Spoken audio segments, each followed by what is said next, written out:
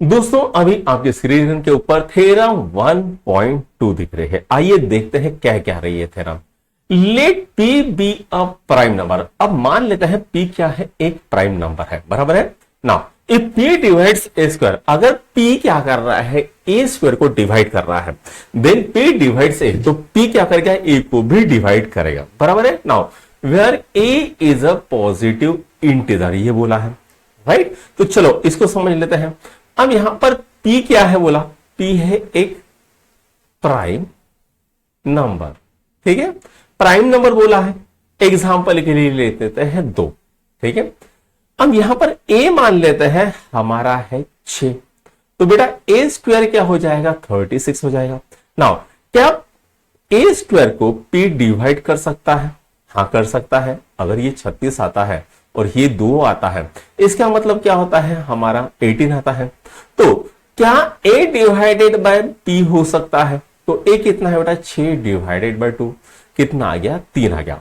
अब ये आया क्यों है, तो जैसे हमने A लिखा, 36 लिखा, तो सबसे पहले हम क्या करेंगे, 36 के फैक्टर बना लेंगे यहां पर, ठीक है। 36 के फैक्टर तो क्या होता है बेटा, 6 इंटू 6 होता है। नाउ अब प्राइम फैक्टर बना लेंगे, 2 इंटू 3 इंटू 2 इंटू 3 होता है। नाउ इसको मैंने क्या किया, 2 से डिवाइड कर दिया, बराबर है ना।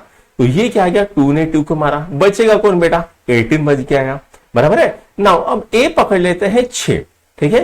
तो 6 यानी क्या होता है बेटा, 2 इंटू 3 डिवाइडेड बाय 2, इसने इसको मारा, बचेगा को 3 बच रहा है। तो समझ में आया यहां पर क्या हो रहा है बेटा, तो P क्या है, एक प्राइम नंबर है। If P divides A square, अगर P ए स्क्वायर को डिवाइड करता है, देन P ऑल्सो डिवाइड्स है, तो P क्या करेगा, A को भी डिवाइड करेगा, ठीक है। वेयर A क्या है, पॉजिटिव इंटीजर। अब इसको समझ लेते हैं हम थ्योरेटिकल मेथड से। और यहां पर ये जो स्टार दिख रहा है, इसका मतलब क्या हो गया, not for the examination point of view. तो एग्जामिनेशन पॉइंट ऑफ व्यू से ये क्वेश्चन नहीं आएगा। अब यहां पर बेटा हम क्या करेंगे, let the prime factor A के प्राइम फैक्टराइजेशन क्या लिखेंगे हम, a is equal to P1 into P2 into P3 into P4 into and so on, कहां तक बेटा, Pn तक। अब मैं क्या करूंगा, a को a से मल्टीप्लाई करूंगा तो क्या आएगा मेरे पास, a स्क्वायर आएगा। तो इसी तरह से इसको इसी से मल्टीप्लाई करना पड़ेगा, तो a स्क्वायर यानी क्या हो जाएगा, P1 into P2 into P3 कितना, Pn तक। और यहां पर क्या आएगा, P1 into P2 into P3 कितना आ गया, Pn तक, ये आ गया, बराबर है। नाउ अब हमको क्या बोला है, now if we are given that P divides A square, तो P क्या कर रहा है, ए स्क्वायर से डिवाइड कर रहा है।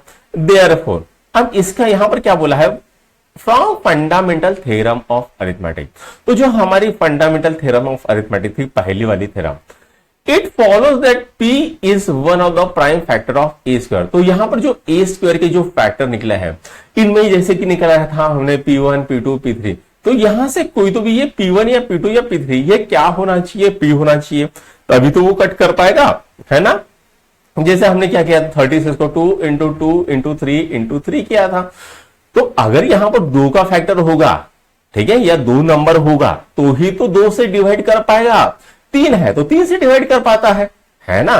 जो नंबर होना चाहिए वो नंबर है तो वो उससे डिवाइड कर पाएगा, नहीं तो नहीं कर पाएगा भाई। अगर यहां पर है होता ही नहीं, ठीक है, 15 है, ठीक है, 3 इंटू 5 कहां से डिवाइड कर पाएगा, 2 नहीं कर पाएगा ना। 3 है और 5 है, तो यहां पर 2 डिवाइड कर पाएगा क्या, नहीं कर पाएगा, तो ये नहीं कर पाएगा। तो यहां पर ये जो P2 है ये P होना चाहिए, तो यहां पर ये P2 होना होगा, तो ये भी तो P होना चाहिए, P2 P होना चाहिए। तो यही यहां पर कहा है, ठीक है। We realize that the only prime factors of A square are P1 P2 Pn।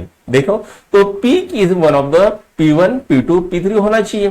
तो यहां पर ये क्या बोला है, हमको ये पता है कि भैया ए स्क्वायर के फैक्टर्स क्या है, ये वाले हैं, ठीक है। ए स्क्वायर के फैक्टर क्या है, ये वाला है।